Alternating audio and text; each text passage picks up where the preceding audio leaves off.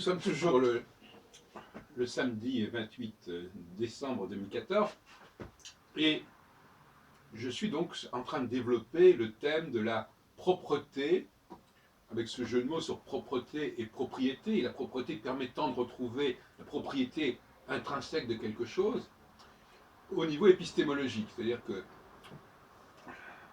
ne s'agit plus de la propreté du corps, il ne s'agit plus de la propreté de l'environnement, il s'agit de la propreté de l'environnement intellectuel, en fait. C'est-à-dire des savoirs, des techniques que nous utilisons, des langues, des religions, des traditions.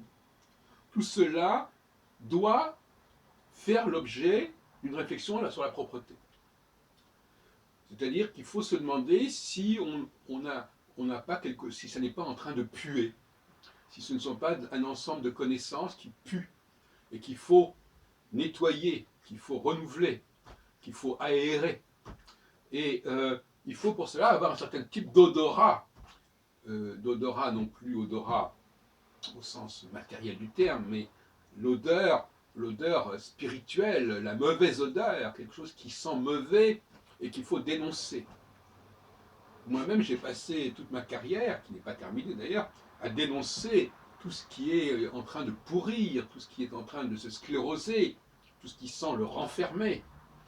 Et il s'agit d'apprendre à nettoyer, un peu comme Hercule a nettoyé les écuries d'Augias. C'est-à-dire, effectivement, il faut... Et beaucoup de gens n'ont pas cet odorat. Quelqu'un va vous dire, tiens, c'est sale, il y a de la poussière dans la pièce, ou bien tes vêtements ne sont pas propres, ils sentent mauvais. Mais en revanche, il va utiliser des savoirs, il va utiliser des techniques qui, elles, sentent mauvais, qui sont crasseuses, qui ne sont pas pures, qui sont délabrées. Et c'est cela qu'il faut aussi signaler, parce qu'en fin de compte, on s'aperçoit que le progrès des civilisations, c'est avant tout celui de la propreté.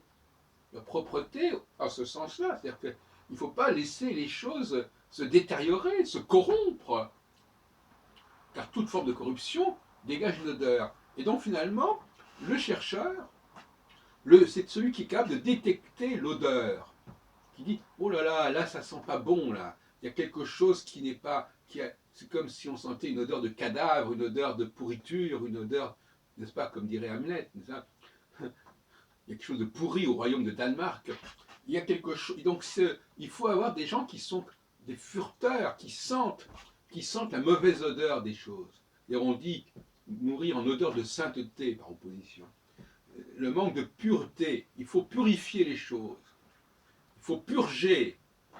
Et il semble que les hommes ont été de bien plus grands nettoyeurs des savoirs et des techniques que les femmes, qui elles s'en sont restées souvent à un niveau assez subalterne.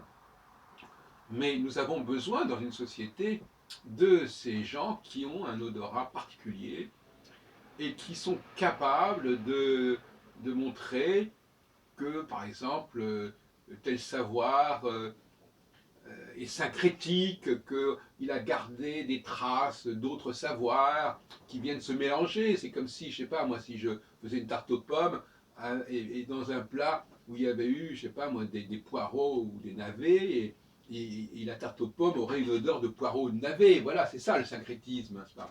Et il s'agit donc de laver tout cela et d'éviter ce genre de mélange. Mais ce qui est intéressant aussi, dans le cas de l'astrologie notamment, c'est toute une épistémologie du mélange. C'est-à-dire, voilà, c'est normal que ce soit mélangé.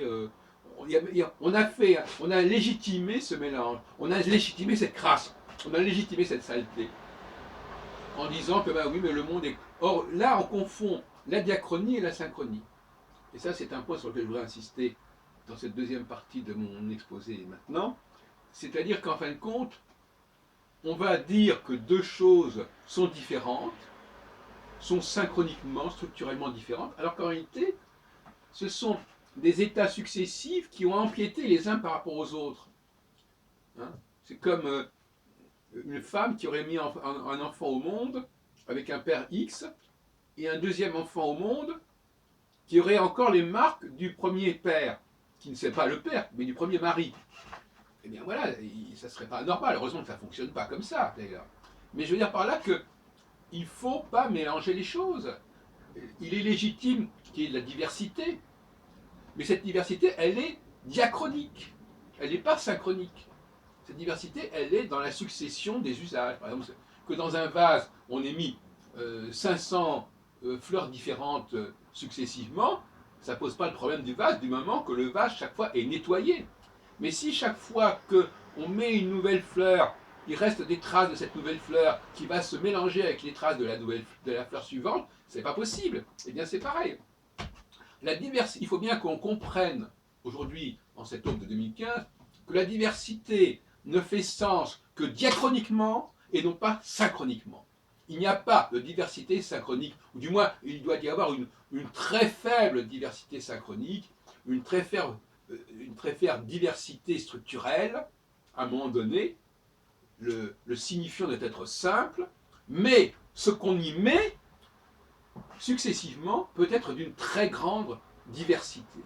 Et c'est ça qu'il faut bien comprendre, et ça fait partie de la politique du nettoyage, savoir que ce qui est diachronique doit être nettoyé impérativement à chaque changement, à chaque renouvellement, alors que ce qui est synchronique, lui, doit être normalement, justement, parce que ça va être nettoyé, va rester immuable. N'est-ce pas? Le vase, il reste toujours le vase, il a toujours la même apparence. C'est son contenu qui doit changer. Et il n'est pas concevable qu'on change l'apparence du signifiant. Ce qu'il faut, c'est changer le contenu du signifiant, c'est-à-dire le signifiant.